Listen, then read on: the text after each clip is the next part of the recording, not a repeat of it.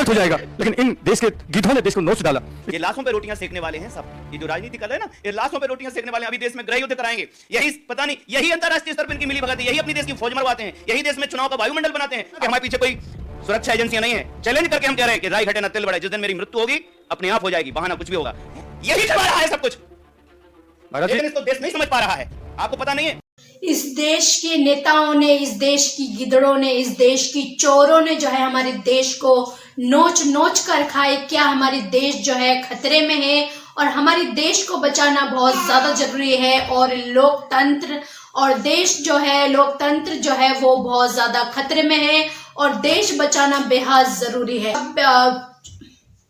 आपको बता दें, जो 22 जनवरी को राम मंदिर की उद्घाटन होनी है, जैसे कि सबको भारत देशी जितनी भी भारत देश के लोग हैं सबको तो इस बात की पता चले गए होंगे। जो देश पे जो जाति धर्म पर और मंदिर मस्जिद पर राजनीति करने वाले नेता और देश के प्रधानमंत्री है, वो जो उद्घाटन होनी है 22 जनवरी को राम मंदिर की, उस पर एक महाराज जी ने फुट फुट कर रोई और क्या कुछ अपना बयान दिए, आपको सुनवाएंगे और आपको बतवाएंगे। जरा सा जो ये देशों की गिदड़ और चोर जो है, ये सारी बयान जो है, हालांकि ये मेरी नहीं है, ये महाराज जी जिनकी बयान है और जिन्होंने फुट फुट कर रोए और इस तरह की बयान दिए और बताए जो हमारे देश बाकी में क्या खतरे में है, तो आपको सुनवाएंगे। लेकिन इससे पहले, जैसे मैं हमेशा से आपसे गुजारिश करती हूँ, अगर मेरे चैनल पर पहली बार हो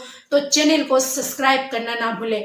लेकिन महाराज जी ने आखिरकार इस तरह की बातें और इस तरह की बयान क्यों दिए, उनकी ऐसा क्या मजबूरी रही होंगी, उनको ऐसा क्या राजनीति समझ आ रही है, क्या सच में हमारे देश की विपक्ष पार्टी भी इस तरह की बातें करते हैं, जो लोकतंत्र जो है वो खतरे में है। और ये जो देश के हमारी प्रधानमंत्री, आप हमारे देश की जनता को भी ये चीज का पता चल गए, जो देश जो है हमारी बाकी में ही बेरोजगारी और महंगाई से जो गरीबी लोग परेशान हो रहे, लेकिन इसके अलावा क्या हमारे देश भी खतरे में है। क्या हमारे देश में जो सुप्रीम कोर्ट है और कई सारी कोर्ट है, जो लोग भरोसा करते कोर्ट पर, क्या उनको भी नहीं दिख रहे जो हमारे देश बाकी में खतरे में है, बाकी जो हमारे देश खतरे में है।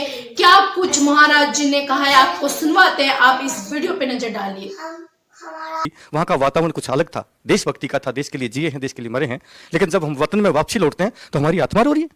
इस देश को क्या, कहां से कहां पहुंचा दिया इन्होंने। आज भारतीय सेना एक ही है, लेकिन इस देश में तरह तरह की सेनाएं बना के खड़ी कर दी और एक सेना दूसरी सेना को नफरत करती है। इसलिए मैं आज आपसे हाथ जोड़ के अपील करता हूं, बचा लीजिए इस देश को। आपने कहता हूं, जितनी भी पॉलिटिकल पार्टी हैं, जितने भी देश के नेता हैं, सभी ने इस देश को नोच नोच के खाया है। आज एक नेता के घर में महाराज जी 354 करोड़ रुपए निकले, 354 करोड़ निकले। आज एक गरीब आदमी के अगर घर में चले जाए, एक 100 का नोट नहीं मिलेगा, नहीं मिलेगा 100 का नोट। लेकिन इन देश के गिद्धों ने देश को नोच डाला। इसलिए हम फौजी आ रहे हैं आपके आशीर्वाद से। जो भी भाई तन मन धन के साथ हमारी मदद करना चाहे, हम उससे हाथ जोड़ के अपील करते हैं। हमको देश से प्यार है, इनको कुर्सी से प्यार है महाराज जी।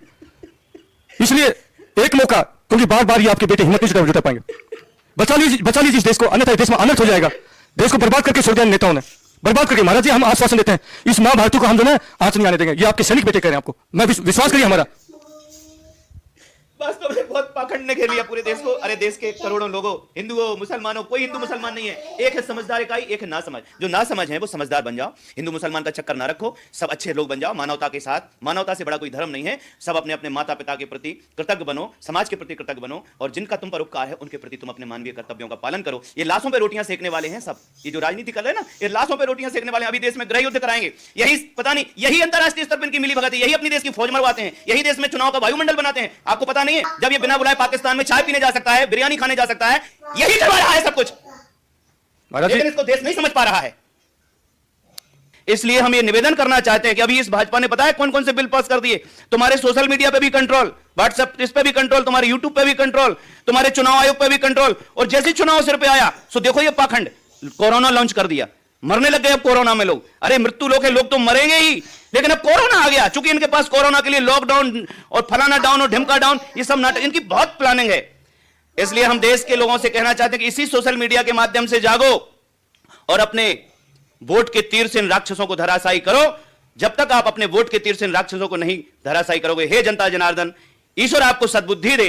बस इतना ही कहूंगा देशवासियों, अगर आपको अपने इन बेटों पर, अपने प्यारे देश के सैनिकों पर पूर्ण विश्वास हो, तो एक आशीर्वाद। आप लोगों को बयान सुनने की बात क्या लगते है? क्या बाकी हमारे देश खतरे में है और क्या ये लोग भी राजनीति कर रहे हैं अपनी? क्योंकि हमारे देश में आप देखोगे तो आज की टाइम पे आपको बता दे, सब अपनी अपनी दुकान लेकर बैठ गए, अपनी अपनी दुकान खोल कर बैठे हैं, अपनी सोचने पर है। ना इस देश की कोई मुद्दा उठाते, गरीबी की ना महंगाई की, बस मुद्दा उठते तो धर्म जाति और चीजों पे जो है मुद्दा उठाते और लोग अपनी अपनी दुकान खोल रखे तरह तरह की। लेकिन आप लोगों को इसके बारे में क्या लगता है? अपना राय कमेंट में जरूर बताना। और अभी के लिए जय हिंद, जय भारत।